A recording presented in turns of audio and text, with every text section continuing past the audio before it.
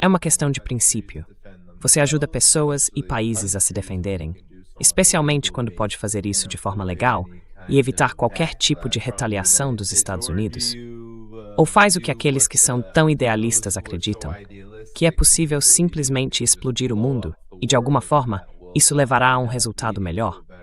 A China vai escolher a opção que mais a beneficia, ao mesmo tempo em que traz vantagens para seus parceiros. Isso saiu no Jerusalem Post. Sabe, muitos descobrimos sobre essa cooperação por meios dos sionistas, dos imperialistas.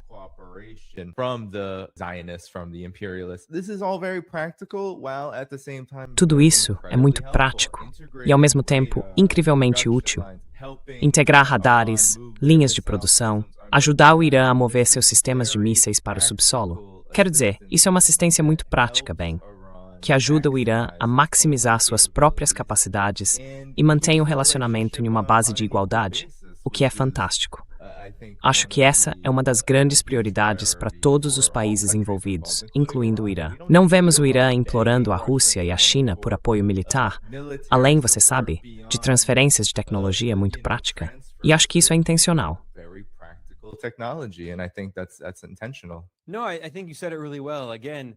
Não, acho que você explicou muito bem. As pessoas presumem que todos os governos funcionam como o dos Estados Unidos, onde o país simplesmente anuncia tudo o que vai fazer. Quero dizer, às vezes os Estados Unidos não anunciam tudo, mas anunciam muita coisa. Outros governos não funcionam assim, especialmente o governo chinês. O governo russo às vezes anuncia um pouco mais, mas a estratégia do governo chinês é baseada em manter um perfil discreto, não anunciar publicamente o que está fazendo e operar nos bastidores.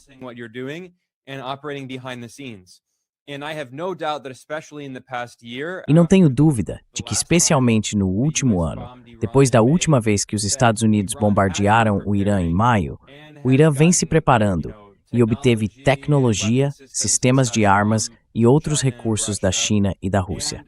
Acho que o Irã está muito mais preparado agora do que estava naquela época. Não estou dizendo que o Irã estava totalmente despreparado no ano passado, mas não vamos esquecer o que mencionei antes, que o Irã estava em negociações e acreditava que eram negociações reais com o governo Trump.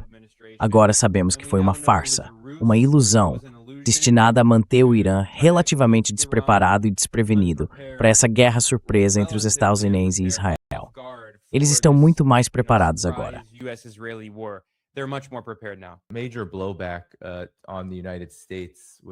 Grande reação negativa contra os Estados Unidos, o que é um desdobramento muito comum sempre que o país tenta se envolver em uma guerra que simplesmente não pode vencer. E acho que isso vai ainda mais longe. Fecha um ciclo que vai além do simples fortalecimento do mundo multipolar. Acredito que o que vimos no Irã foi os iranianos se unindo de forma massiva, talvez em uma escala maior do que em tempos recentes. Quero apenas mostrar alguns exemplos disso. O aniversário da Revolução Islâmica acabou de acontecer, o 47º, e aqui está uma foto mostrando quantas pessoas estavam nas ruas. As estimativas apontam para cerca de 30 milhões em todo o país, quase um terço de toda a população comemorando dessa forma. Were celebrating in this way. And Ben, I just wanted to play this video that I found very. E então eu só queria mostrar esse vídeo, que achei muito poderoso. Vou ter que lê-lo porque não está em inglês, mas quis compartilhá-lo aqui. É de uma pessoa que antes era contra o governo. E aqui está o que ela disse depois de todos os tumultos e da guerra por procuração, que matou milhares de pessoas no Irã, patrocinada pelos Estados Unidos e por Israel, e depois de todas essas ameaças de greve. Esta foi a mensagem dela. Ela diz: sou advogada e assistente social. Também fui prisioneira política. Fui muito censurada. Também fui uma estudante marcada. Cheguei até a condenar as políticas do governo. Ela continua. Mas agora, porque o Ayatollah Khamenei está na linha de frente defendendo o Irã, por causa dele e do chamado que ele fez, estou participando desta marcha pela primeira vez na minha vida. I am joining this march for the first time in my life. So those outside of Iran Então, aqueles fora do Irã que pensam que ao impor sanções e esvaziar as ruas, podem atacar o Irã, ela continua dizendo, deveriam saber que enquanto existirem pessoas como eu no Irã, eles não podem nem sonhar em vir aqui. Esse é o sentimento agora, bem, no Irã, diante de todos esses ataques. Há um fortalecimento nas relações que o Irã mantém com seus amigos mais poderosos, e também há dentro do país uma enorme consolidação do apoio popular. Parece ser uma receita para o desastre se alguém tentar atacar um país como esse e esperar tirar algum proveito disso. Bem, qual é a sua reação a isso? What is your reaction to this? Sim, já vi esse sentimento antes várias vezes. Quero dizer, não se trata apenas desse indivíduo isolado. Há pessoas que podem ter críticas e discordâncias com o governo. Mas quando se trata de serem ameaçadas pelos Estados Unidos e por Israel, elas vão defender sua soberania e sabem que o governo está representando essa soberania. Elas precisam ser capazes de impedir que os Estados Unidos e Israel as invadam e imponham um fantoche como o filho fracassado do antigo ditador, apoiado pelos Estados Unidos, o filho do Shah, Pahlavi. Elas não vão permitir que isso aconteça. Ele é extremamente impopular.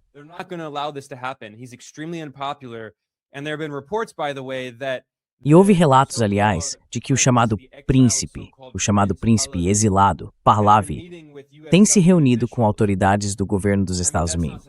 Quero dizer, isso não é nada surpreendente. Sabemos há anos que o governo dos Estados Unidos tem tentado colocar esse fantoche no poder.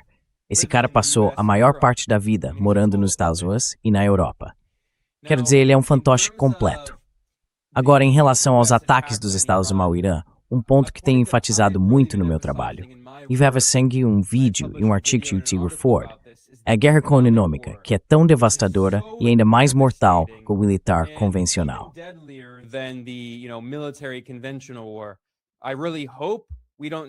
Eu realmente espero que não vejamos uma guerra militar convencional.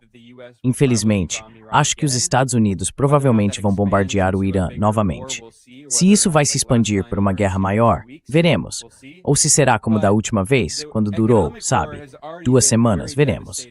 Mas a guerra econômica já tem sido muito devastadora e mortal. Em primeiro lugar, quero destacar que um estudo acadêmico recente, revisado por pares, publicado na The Lancet, o principal periódico médico, constatou que as sanções ilegais dos Estados Unidos e da Europa são responsáveis por cerca de 560 mil mortes por ano, em média nas últimas décadas.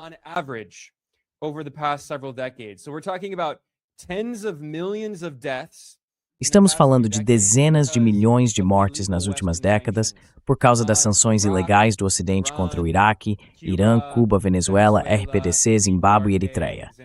Quero dizer, esses países vêm sofrendo sob sanções ilegais há tanto tempo.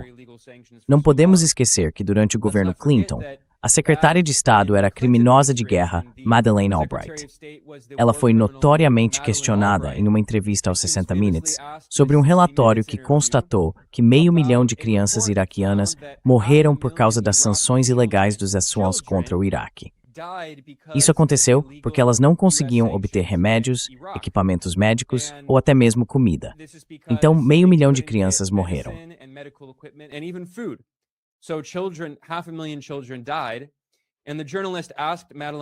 E o jornalista perguntou a Madeleine Albright, o preço vale a pena? E Albright respondeu, sim, o preço vale a pena. Então, trata-se de uma secretária de Estado dos Estados, ao vivo na TV, dizendo sim, nós deixamos 500 mil de crianças morrerem de fome por causa do nosso império. E achamos que isso é justificável. Essa não é uma política nova. Ela vem acontecendo há décadas. E o Irã tem sofrido com essas sanções, assim como Cuba e a Venezuela. Eu sei que mais tarde você quer falar sobre o bloqueio bárbaro e medieval que os Estados Unidos impuseram a Cuba para tentar matar o maior número possível de civis cubanos. Totalmente medieval, demoníaco, vil, uma monstruosidade repugnante que os Estados Unidos estão praticando lá. Bem, no Irã não é tão extremo, mas ainda assim é bastante devastador.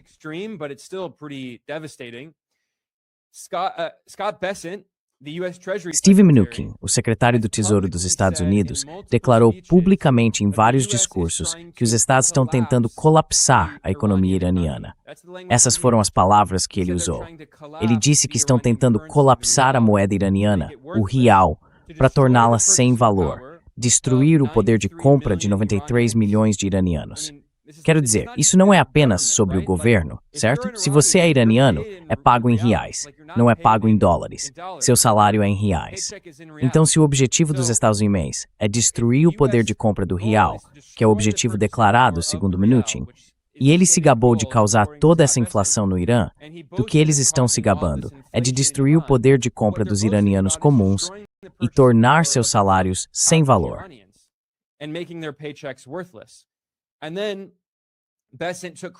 Então Brian Hook assumiu o crédito pelos protestos, os tumultos e protestos muito violentos no Irã. Ele disse que foi porque nós colapsamos a economia do Irã. Então quero dizer novamente, isso é simplesmente bárbaro. Trata-se dos Estados Unidos travando uma guerra econômica de terra arrasada para tentar destruir a economia iraniana. Partindo do pressuposto de que se fizerem as pessoas sofrerem com fome, escassez e alta inflação, o governo cairá.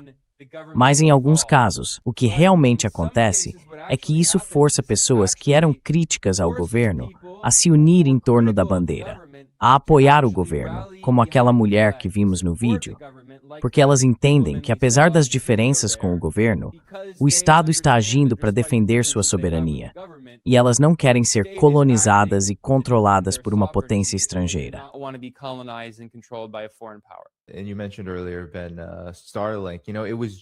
E você mencionou mais cedo, Ben, a Starlink. Sabe, acabou de sair uma reportagem no Wall Street Journal enquanto falamos. A reportagem dizia que isso foi uma operação dos Estados Unidos. 6.000 terminais da Starlink foram enviados ao Irã durante toda a chamada repressão aos protestos. Os distúrbios que, segundo o veículo israelense Ynet, mataram mais de 3.000 pessoas. O Irã tem todos os motivos para fazer o que for necessário para manter sua soberania. Quero dizer, literalmente, um dos capitalistas mais ricos do mundo tentou canalizar esses terminais por meio do governo dos Estados Unidos.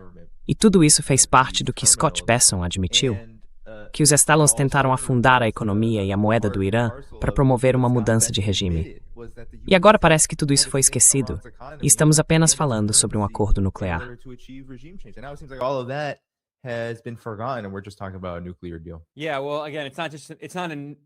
Sim, bem, de novo, não se trata apenas de um acordo nuclear, é uma capitulação. Os Estados querem que o Irã abandone os palestinos, abandone sua política externa e seja totalmente submisso, como que os Estados Unidos estão tentando forçar a Venezuela a fazer.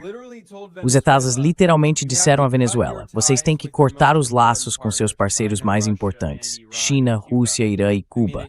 Quer dizer, é um absurdo. Os Estados querem aplicar a chamada doutrina Monroe ao mundo inteiro. Essa é a estratégia da política externa dos Estados Unidos. Uma doutrina Monroe global, uma ditadura global controlada pelos Estados Unidos. E quanto ao Irã e à Starlink, aquele foi um relatório muito engraçado quando eu vi, porque tenho certeza de que você viu isso, Danny. Havia todos esses idiotas.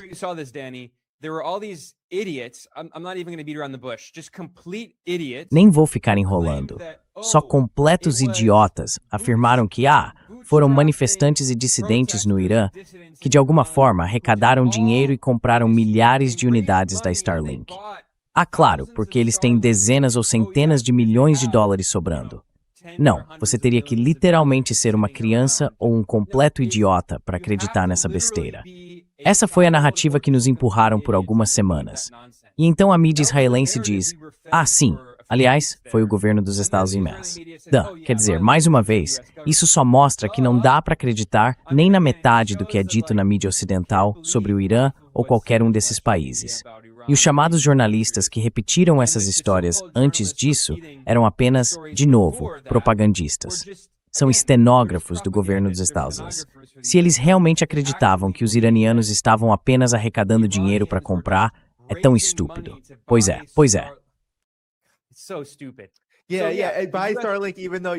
Sim, pela Starlink. Mesmo que você esteja sancionado até o inferno. Exatamente.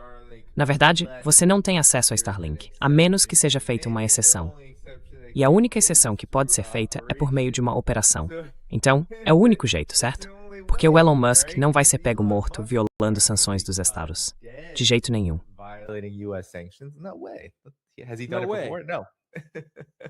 Ele já fez isso antes? Não. E ele está sendo pago. Não vai fazer isso de graça. Mencionei antes que a Starlink forneceu essa tecnologia para a Ucrânia, para a oposição venezuelana de extrema-direita e para o Irã. Mas tenho certeza de que o governo dos Estados Unidos estava pagando por isso. Elon Musk não, ele é o bilionário oligarca mais rico do mundo. Quero dizer, ele não faz nada de graça. Enfim, voltando a essa questão do Irã, era tão óbvio que isso foi uma tentativa de derrubar o governo iraniano. E a diferença com Trump é que ele nunca esconde essas coisas. Líderes anteriores dos Estados Unidos, especialmente democratas, falam sobre democracia, direitos humanos e toda essa conversa fiada, dizendo, sabe, nós não estamos envolvidos.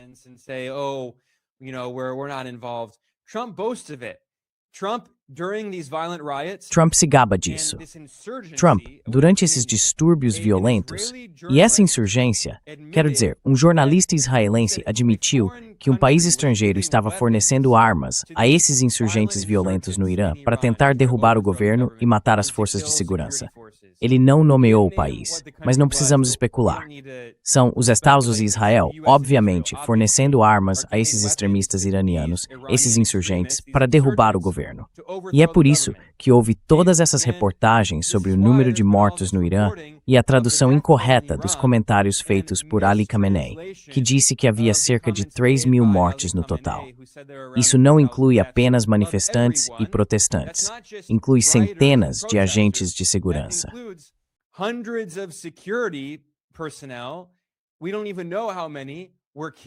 Nós nem sequer sabemos quantos foram mortos por esses insurgentes apoiados pelos Estados Unidos e por Israel, armados, segundo um jornalista israelense de um grande veículo de mídia israelense. E então os Estados Unidos estão gastando sabe-se lá quanto dinheiro, trabalhando com a CIA e outros, para enviar o Starlink ao Irã, a fim de coordenar, exatamente como estão fazendo na Ucrânia. Portanto, essa é uma guerra de baixa intensidade que os Estados Unidos e Israel estão travando contra o Irã.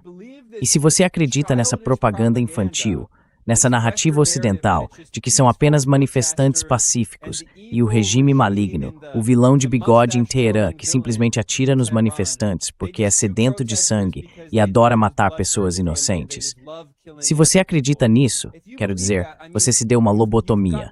Você não está no planeta Terra. Você está em Marte. Você não entende nada sobre o mundo.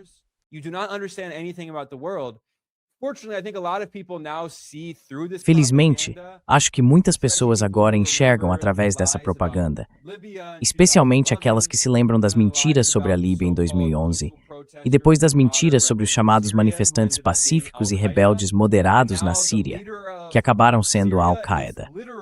E agora o líder da Síria é literalmente o líder da Al-Qaeda. Quero dizer, não estou exagerando.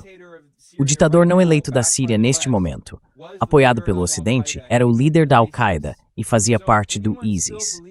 Então, se alguém ainda acredita nessa propaganda ridícula sobre um regime maligno atirando em manifestantes pacíficos, sinto muito, mas você tem vivido em uma caverna nos últimos 20 anos. E se ainda acredita nisso a essa altura, então não há esperança. Você também deve acreditar que Israel estava se defendendo em Gaza. Esse é o nível de lobotomia que você se impôs.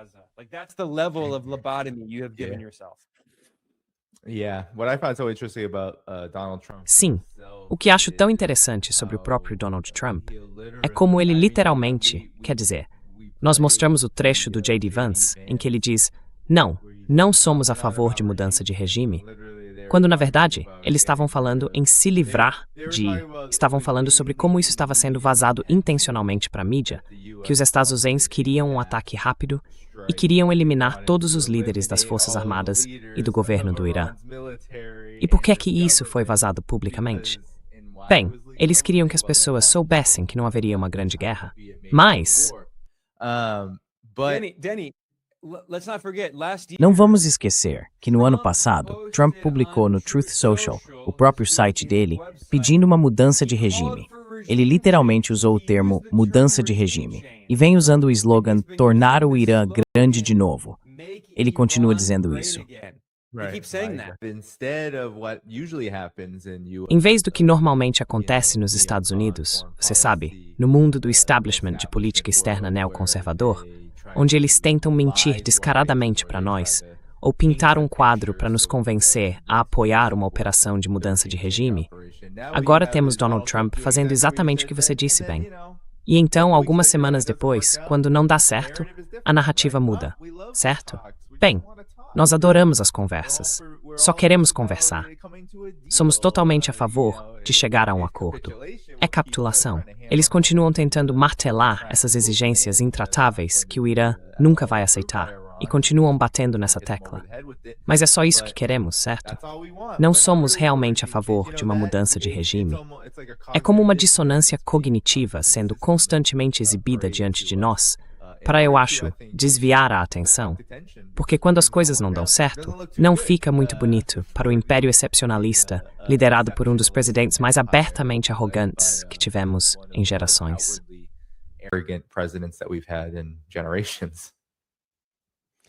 Não, eu concordo com você. Você disse muito bem. Antes de continuarmos, bem, eu queria te perguntar, há muita conversa sobre o Irã. O que o Irã pode fazer? Como o Irã pode se defender? Mas eu acho que quando os Estados Unidos chegam à beira de uma guerra, quando estão prestes a realizar algum tipo de operação, quando há uma escalada em torno de uma questão como essa, pode haver quase uma superestimação. Os Estados Unidos têm um longo histórico. Muitos corpos, muitas vítimas, muita gente foi morta pelo Império Norte-Americano. Mas eu acho que muitas vezes há uma superestimação do que o Império Norte-Americano realmente pode fazer. E agora estamos vendo alguns desdobramentos em que coisas rotineiras estão acontecendo. Mas sabemos que os Estados Unidos estão bloqueando todo o Caribe, a América do Sul, os oceanos e as águas ao redor deles.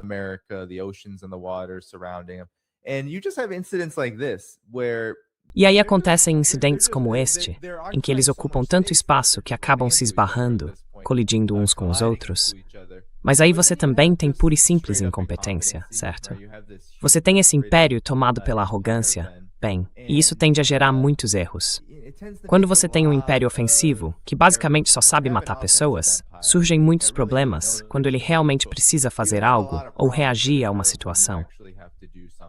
E aqui temos o exército, usando lasers de alta energia para derrubar o que pareciam ser drones estrangeiros perto da fronteira sul dos Estados Unidos. E o objeto voador acabou sendo um balão de festa. Um balão foi abatido.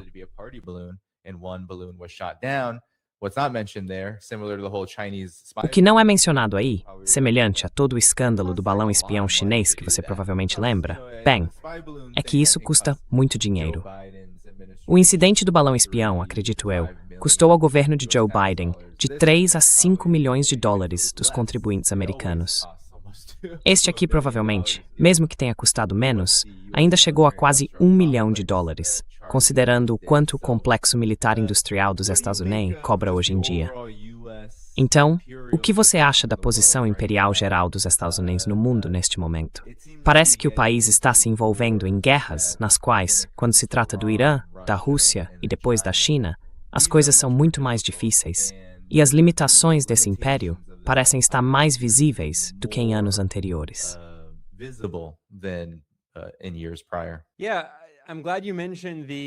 Sim, ainda bem que você mencionou o incidente do balão durante o governo Biden, quando novamente fomos bombardeados com propaganda e a mídia afirmando que a China havia enviado intencionalmente um balão espião sobre os Estados Unidos, porque, aparentemente, a única maneira de a China obter informações sobre os Estados Unidos seria com um balão meteorológico.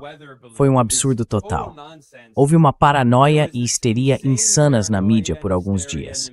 Eles o derrubaram com mísseis.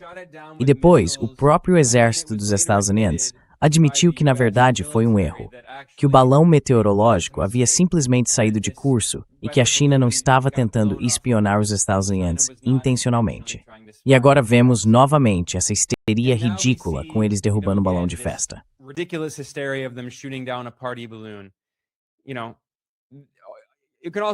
Sabe, você também pode ver isso de forma mais cínica. Quando se tem um martelo, tudo parece um prego. Os Estados Unidos estão gastando $1 trilhão por ano com o exército. Trump agora quer expandir isso para 1,5 trilhão por ano, o que acho que ele vai conseguir, porque há belicistas em ambos os partidos. Essa tem sido uma questão bipartidária. Democratas e republicanos sempre apoiam a ampliação do orçamento militar. Então, não tenho dúvida de que ele vai conseguir isso. E quando conseguir, os Estados Unidos estarão gastando mais com suas forças armadas do que todos os outros países do mundo juntos, exceto a China.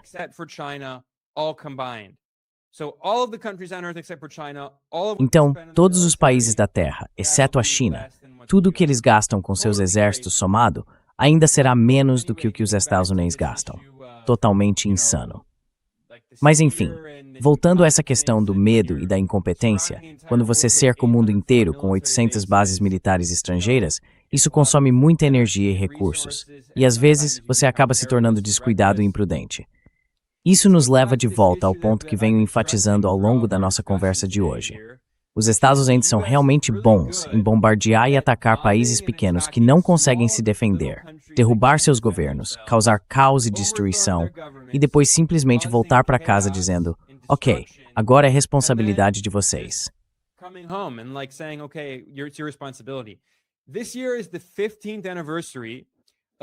Este ano marca o 15º aniversário da destruição da Líbia, liderada pelos Estados Unidos e pela OTAN. A OTAN reabilitou sua imagem por causa da guerra na Ucrânia, mas o Sul Global não esqueceu que a aliança destruiu a Líbia, o país mais próspero da África, com o mais alto padrão de vida, um país pacífico. Desde então, a Líbia tem sido um estado falido, com uma guerra civil em andamento, 2 governos rivais e nenhuma autoridade central unificada. Mercados de escravos a céu aberto surgiram na Líbia, vendendo refugiados africanos subsaarianos como escravos. African refugees as slaves. That's the great victory of NATO and Essa é a grande vitória da OTAN e do Ocidente na Líbia. E agora, você sabe, os Estados Unidos estão ameaçando o Irã, ameaçando Cuba. Já atacaram a Venezuela, e há uma possibilidade muito real de que possam atacar a Venezuela novamente. Então, continuo enfatizando esse ponto, mas ele é muito importante. Se há uma coisa que quero que as pessoas levem daqui hoje, é que o Império dos Estados é realmente bom em destruir países estrangeiros, bombardeando-os, sabotando suas economias, impondo sanções devastadoras. O Império dos Estados Unidos é péssimo em realmente criar estabilidade. E claro, não acho que os Estados Unidos se importem com estabilidade nas áreas que estão desestabilizando. Eles se sentem confortáveis com.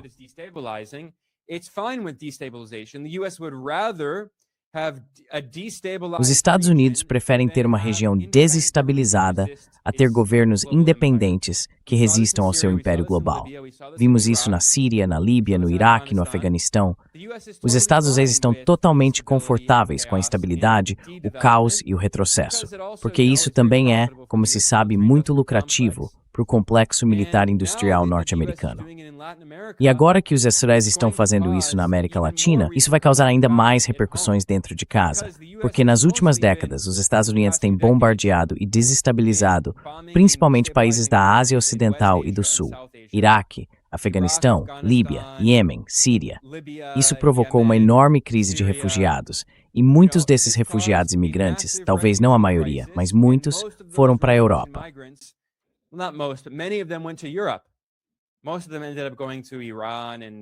A maioria deles acabou indo para o Irã, Turquia e Paquistão. Mas muitos deles, milhões, foram para a Europa e causaram uma crise de refugiados, o que também levou ao surgimento de movimentos políticos de extrema-direita. Agora os Estados Unidos estão mais uma vez desestabilizando a Venezuela e realizando esse cerco bárbaro em estilo medieval contra Cuba, tentando destruir a economia cubana e levar milhões de civis cubanos à fome. E isso provavelmente vai criar outra enorme crise de refugiados.